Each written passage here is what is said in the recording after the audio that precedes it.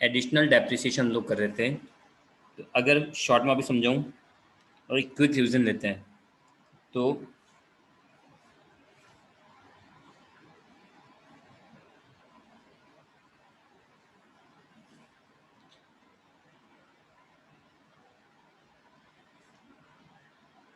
Additional depreciation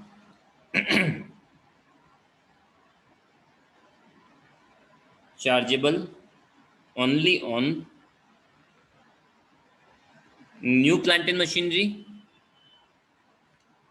used in manufacturing plus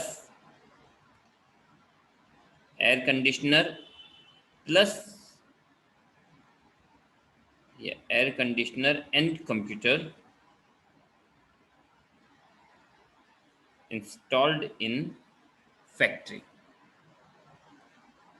additional depreciation charge किसके ऊपर होगी? केवल न्यू प्लांट एंड मशीनरी पर जो मैन्युफैक्चरिंग में काम में आ रही है।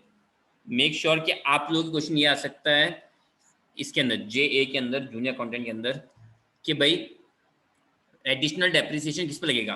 तो पहली कंडीशन आती है न्यू प्लांट एंड मशीनरी पर, वो भी किस में काम में आनी चाहिए? मैन्युफैक्चरिंग में, तो ही, अदरवाइज नहीं। और अगर एयर कंडीशनर और कंप्यूटर्स आपने इंस्टॉल किए हैं फैक्ट्री में, then you can also charge additional depreciation on such air conditioner and computers. Okay, now किस तरह से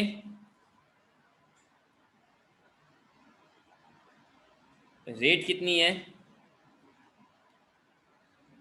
अगर परचेज की है बिफोर 4 अक्टूबर, 4 अक्टूबर से पहले,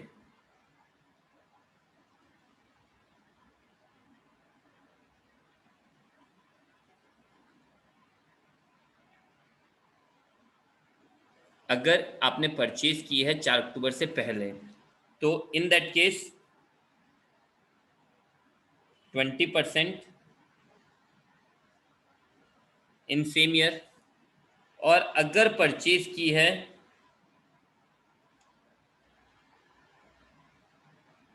4 अक्टूबर के बाद, तो simply 10% in same year and 10% इन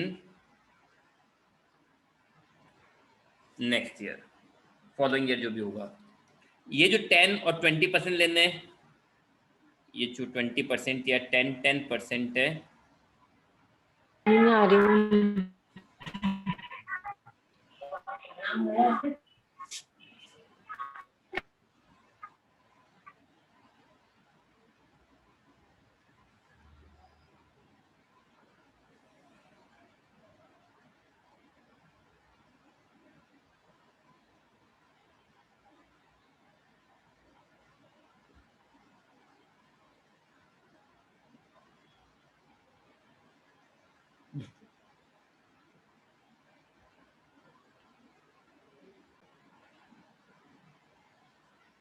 तो यहाँ सुनो, ये जो 20 और 10% लेना है, वो किसका लेना है?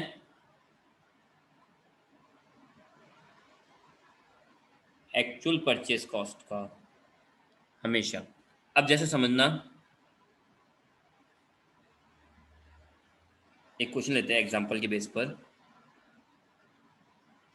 एग्जांपल समझना ना। WDV ऑन फर्स्ट, मैं पहले क्लियर कर रहा हूँ कि ये सारी प्लांट एंड मशीनरी है जो यूज्ड आ रही है इन मैन्युफैक्चरिंग, ठीक है। तो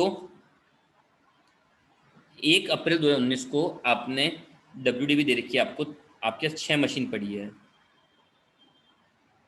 6 मशीन पड़ी जिसकी WDV है 6 लाख की। आपने परचेज की 1 नवंबर 19 को, जैसे 20 लेते सीधा, 20 को न्यू मशीन 2 लाख की, टोटल बैलेंस आ गया आपके 8 लाख, और आपने सेल कर दी है न्यू मशीन 1.5 लाख में, या ये मान लो जो भी अमाउंट लेना चाहो, 1.5 लाख में आपने सेल कर दी। तो अगर आप लोग न्यू मशीन सेल कर देते हो,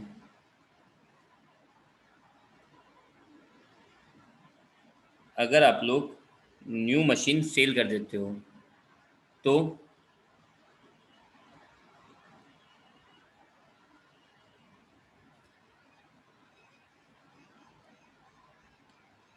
क्या या सुमन तो क्या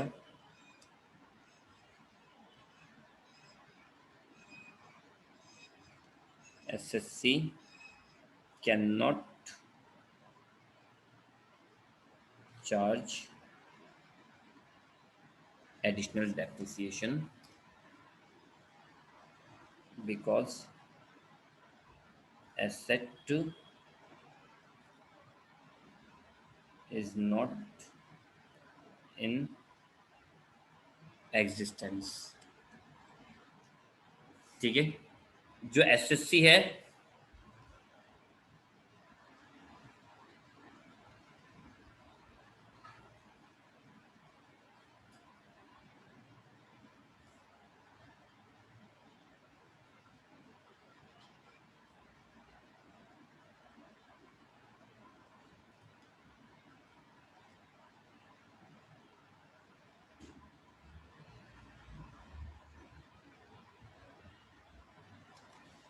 एडिशनल डेप्रिसिएशन नहीं लगेगा क्योंकि एसेट जो है वो एग्जिस्टेंस में नहीं है। मतलब कुल मिला के बात ये है कि एडिशनल डेप्रिसिएशन जो है वो न्यू एसेट की एक्चुअल कॉस्ट पे लगेगी और asset must be in existence. वो एसेट हमेशा किस में होनी चाहिए? एग्जिस्टेंस में होनी ही चाहिए। ठीक है, अगर एग्जिस्टेंस में नहीं, जैसे मैंने अभी यहाँ पे समझाया आपको कि अगर यहाँ पे नई मशीन अगर आप बेच देते हो तो आप यहाँ पे एडिशनल नॉर्मल डेप्रिसिएशन लगाओ पर एडिशनल डेप्रिसिएशन नहीं लगा पाएंगे।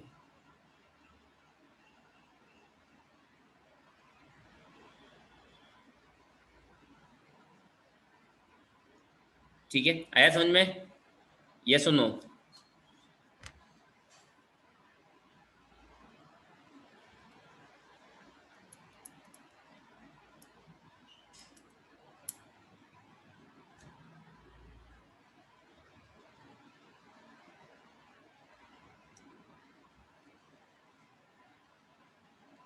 समझ में आया क्या सबको?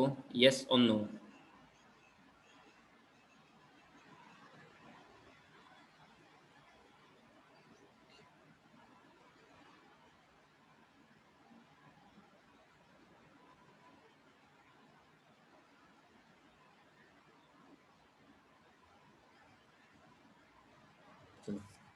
ओके, डिम्पल सुनना, ये तो ही बात एक, मतलब अगर आपके JA के अंदर क्वेश्चन आता है तो पहला आ सकता है कि कौन से एसेट होनी चाहिए? न्यू प्लांट एंड मशीन होनी चाहिए, सेकंड हैंड नहीं होनी चाहिए, मैन्युफैक्चरिंग में काम में आनी चाहिए। दैट मीन्स एक सिंपल वर्ड में अगर यहाँ लिखूं,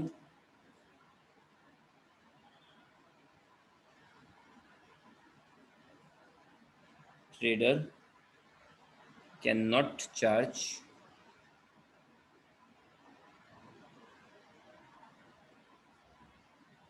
एडिशनल डेप्रिसिएशन। अगर कोई ट्रेडर है तो वो एडिशनल डेप्रिसिएशन कभी नहीं लगा पाएगा। आई बात समझ में? मैन्युफैक्चरर ही होना चाहिए। मैन्युफैक्चरिंग में भी एक को रूल है पर हाँ ठीक है, उतना यूज में नहीं आता है।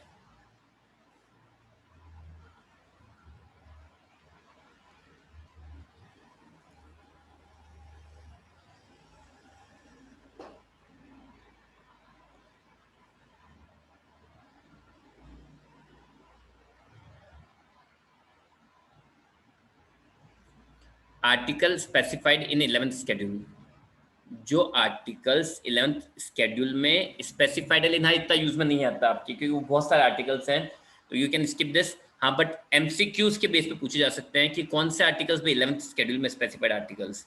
पूरा एक आंसर हो सकता है कि who can charge depreciation? Manufacturer, manufacturers, manufacturing article specified in 11th schedules. तो ऑल मैन्युफैक्चरर्स नहीं, केवल वो मैन्युफैक्चरर्स जो 11th शेड्यूल के अंदर स्पेसिफाइड आर्टिकल्स मैन्युफैक्चर कर रहे हो।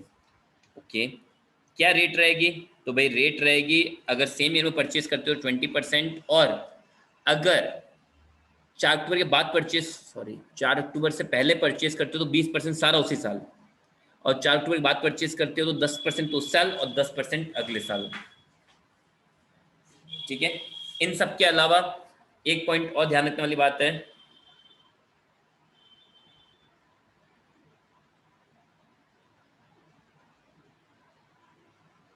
बिहार,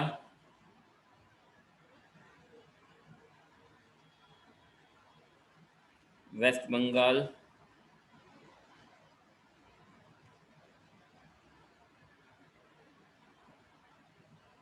तेलंगाना एंड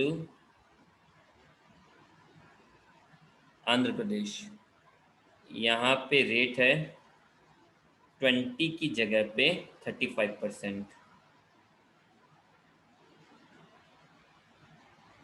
मतलब अगर आप आंध्र प्रदेश में हो और ड्यूरेशन होता है 1 अप्रैल 15 से, तो इन 5 साल के बीच में अगर आपने इन 4 स्टेट के अंदर प्लांट एंड मशीनरी लगाई है, खरीदी है, तो एडिशनल डेप्रिसिएशन 20% की जगह कितनी मिलेगी, 35%, और 10% जगह मिलेगी 17.5%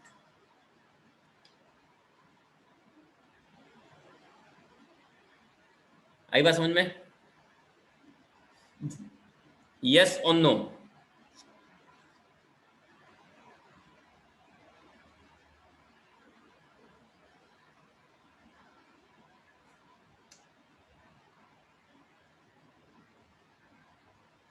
एक एग्जांपल और है,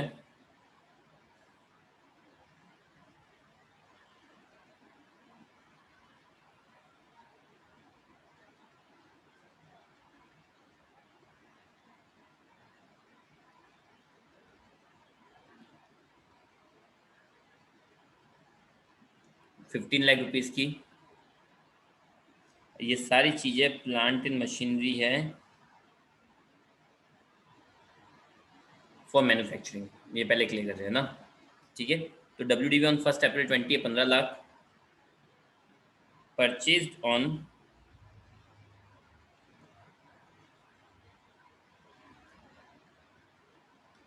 10 लाख की,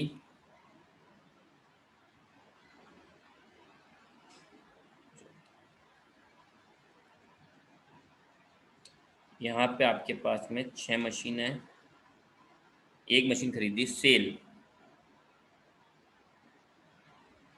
3 ओल्ड मशीन फॉर ₹3 लाख या 5 लाख लेते हैं। नोट ये दे रखा है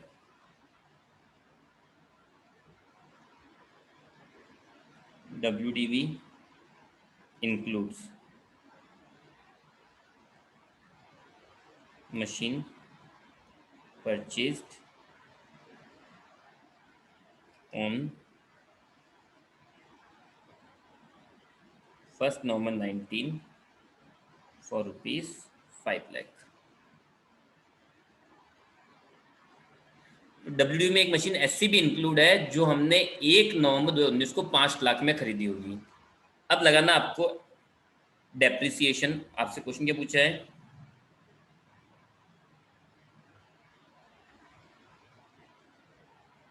डेप्रिसिएशन फॉर 2021। चलिए बताइए, आई एम वेटिंग, आंसर करिए, मैं वेट कर रहा हूँ। आपके पास एग्जैक्टली है 3 मिनट्स, ऐसे 5 मिनट्स। तो देखना कैसे सोल्व हो जाएगा ये। सिंपली फॉर्मेट बनाओ,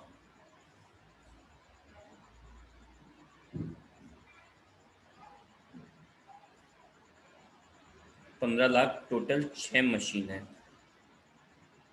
ऐड करो परचेज 1 जनवरी 2021 को एक मशीन और खरीदी 10 लाख की, एंड टोटल बैलेंस हो गया आपके पास में 25 लाख का। तो मशीन कितनी हो गई, 7 मशीन, लेस करते हैं सेल, 3 मशीन आपने सेल कर दी 5 लाख में, तो 20 लाख। तो देखो हमारा रूल क्या है, 7 मशीन है, अगर यहाँ पे 7 की 7 मशीन बेच देता तब तो मैं बोलता शॉर्ट टर्म कैपिटल लॉस। भाई 7 मशीन है और सारी की सारी मशीन बेच देता, तब तो हम लोग क्या बोलते हैं, short term capital loss. But 7 machine है, बेची 3 ही मशीन है, सारी मशीन थोड़ी ना बेची है। जो सारी मशीनें बेची, कुछ मशीन पड़ी है आपके पास में, तो ये क्या हो जाएगा, बैलेंस ऑफ एसेट। अब डेप्रिसिएशन लगाना है ऑब्वियसली, तो इस बैलेंस ऑफ एसेट को डिस्ट्रीब्यूट करो। कैसे, पहले किस में लेते हैं, पहले न्यू में से, तो 10 लाख न्यू में से, 10 लाख ओल्ड में से, ठीक है। ओल्ड मतलब डब्ल्यूडीवी में से। तो डेप्रिसिएशन फॉर 2021,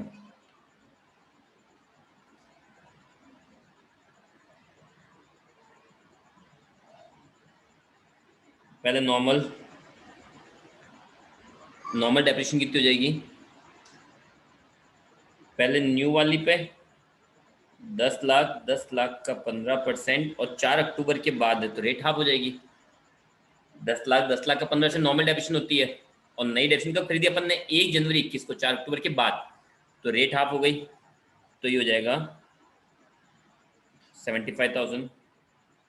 और डब्ल्यूडीवी वाली पे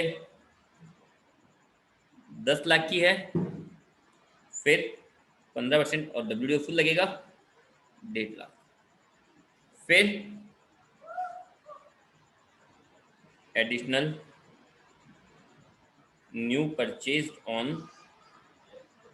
1 जनवरी 21, कितने की मशीन परचेज की थी, 10 लाख की, और क्या समझाया था, 4 अक्टूबर के बाद तो रेट क्या हो जाएगी, हाफ, 1 लाख। लेकिन द यूनिक पॉइंट इज, आपको एक पॉइंट और दिया हुआ है यहाँ पे कि डब्ल्यूडीवी जो है ना, उसके अंदर एक मशीन पड़ी है जो हमने 1 नवंबर 2019 को 5 लाख खरीदी। 1 नवंबर 2019 मतलब पिछले साल 19-20 में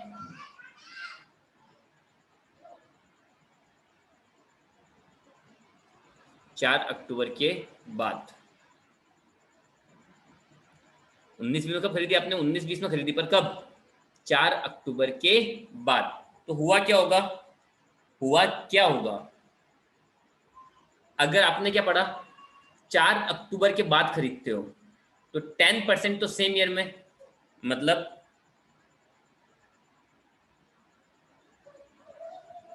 10% आपने कब लगाया होगा, 19-20 में, और 10% नेक्स्ट ईयर में। अभी तो हमने पढ़ा था, हाँ ईशा, हमने अभी तो पढ़ा था कि अगर आप 4 अक्टूबर के बाद खरीदते हो तो 10% सेम ईयर में और 10% नेक्स्ट ईयर में। तो आपने कब खरीदी, 19-20 में, 4 अक्टूबर के बाद। तो सिंपल सा लॉजिक था, 10% 19-20 में, 10% 20-21 में। तो 19-20 में हम लगा चुके होंगे ये मान रहे हैं, क्योंकि हमें डब्ल्यूडीवी दे रखी है, डब्ल्यूडीवी मतलब होता है डेप्रिसिएशन लेस हो चुकी है, 20-21 में लगानी बाकी है।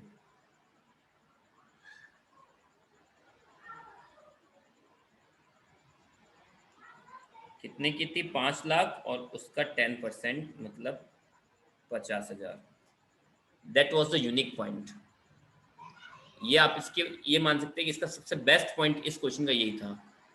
हमेशा ध्यान रखो, अगर पिछले साल, यहाँ पे नोट क्या बना सकते हो आप, या नोट बनाना चाहो तो, है ना, तो नोट वहीं पे लिख देता हूँ।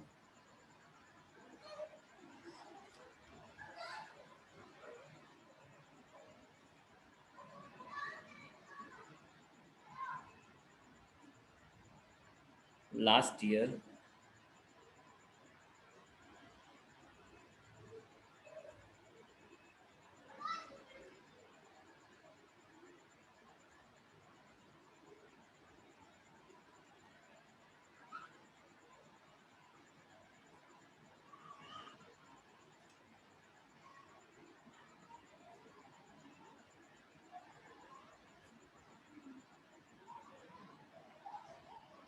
सिंपल होगी ना, 10% सेम ईयर, 10% नेक्स्ट ईयर में।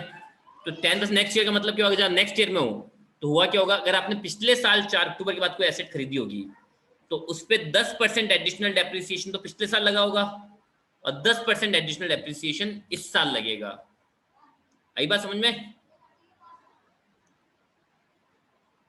तो 50,000 ये लग गया, टोटल डेप्रिसिएशन हुआ आपका 3,75,000 का।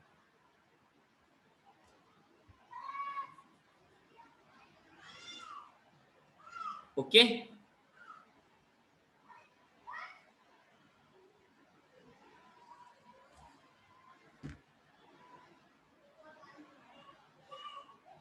हो गया क्या?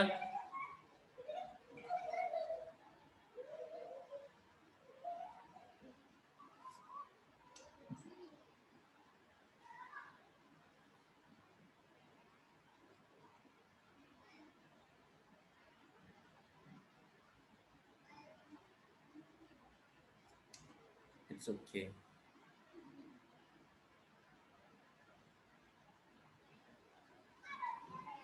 अब एक मेन पॉइंट और आता है इसके अंदर,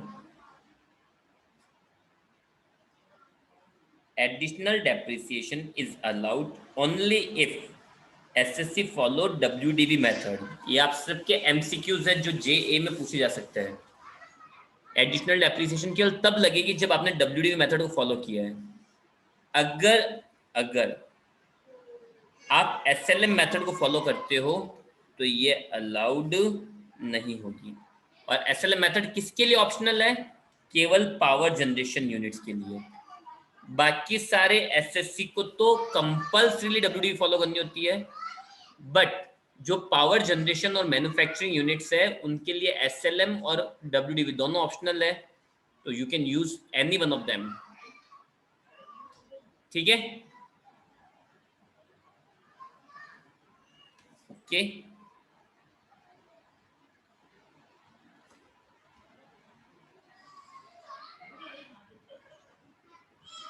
अब what do mean by actual cost? भाई एक्चुअल कॉस्ट के ऊपर डेप्रिसिएशन लगनी चाहिए। हम हमेशा ये बोलते हैं डेप्रिसिएशन जो होती है वो किस पर लगनी चाहिए? एक्चुअल कॉस्ट के ऊपर। तो what do mean by actual cost? तो उसका मतलब क्या होगा? देखो, कॉस्ट ऑफ परचेज शॉर्ट में बोलूं अगर, तो फर्स्ट यूज करने से पहले जितने भी एक्सपेंसेस किए हैं,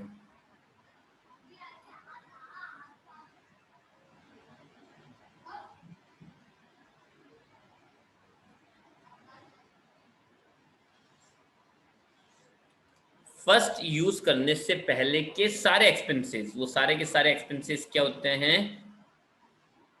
वो सारे के सारे एक्सपेंसेस क्या माने जाएंगे? आपके कॉस्ट ऑफ परचेज का पार्ट। तो अगर नाम देखने जाए हम लोग, परचेज कॉस्ट, उसमें इंस्टॉलेशन की चार्जेस ऐड करो, ट्रांसपोर्टेशन के कोई एक्सपेंसेस जिसको आप बोल सकते हो कैरिज, जिसको आप क्या बोल सकते हो?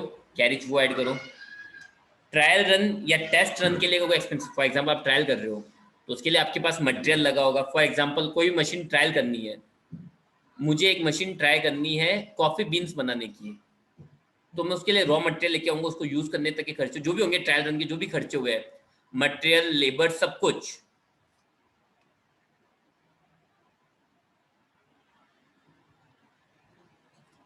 फॉर एग्जाम्पल मेरे पास कॉफी बीन्स बनाने की मशीन है, तो उसके लिए रॉ मटेरियल, लेबर, ये सब लगेगी ना, तो उन सबके खर्चों को हम लोग क्या मानेंगे? ट्रायल रन में ऐड करेंगे। Taxes and duties if ITC not allowed, मतलब अगर आईटीसी अलाउड हो रही है तो जीएसटी को इसका हिस्सा नहीं मानते, ये आपके बाद में भी आएगा। अगर आपको इनपुट टैक्स क्रेडिट, अगर टैक्स रिफंड हो रहा है तो आप उसको कॉस्ट में क्यों ऐड करोगे? और टैक्स रिफंड नहीं हो रहा है तो आपकी कॉस्ट बन जाएगा। ठीक है, फिर इंटरेस्ट ऑन लोन, सबसे IMP point, interest on loan taken for acquisition of asset up to the date of asset put to use, up to the date of asset put to use, मतलब use में लेने से पहले का interest जो होगा वो तो कॉस्ट में ऐड होगा, और यूज में लेने के बाद जो इंटरेस्ट होगा वो आपका रेवेन्यू एक्सपेंसेस है। ठीक है, जैसे आपने लोन लिया है 1 जनवरी 20 को, एसेट यूज में ले रहे हो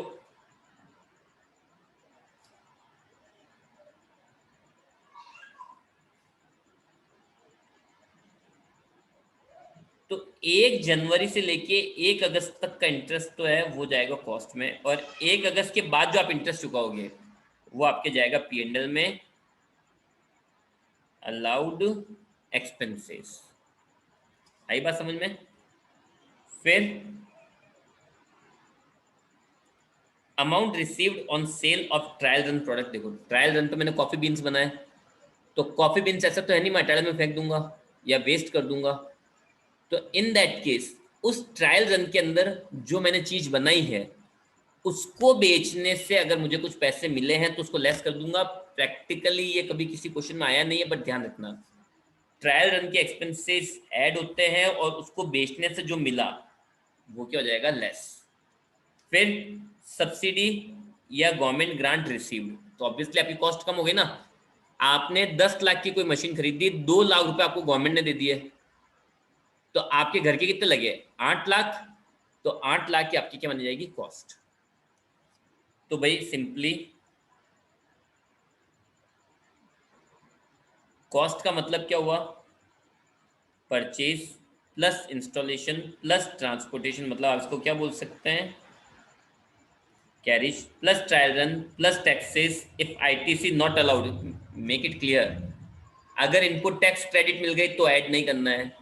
नहीं, अगर आपको टैक्स रिफंड हो गया तो आपका खर्चा थोड़ा ना हुआ, वो ऐड क्यों करोगे, सिंपल। फिर interest on loan up to the date of asset put to use, उसके बाद का अलाउड एक्सपेंसेस, उससे पहले का कॉस्ट में ऐड होगा।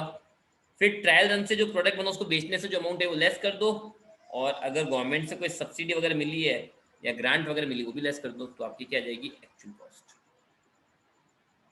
क्लियर? चलो, तो अब हम लोग देखेंगे कल नेक्स्ट क्लास के अंदर। तब तक के लिए बाय। कोई प्रॉब्लम हो तो मैसेज।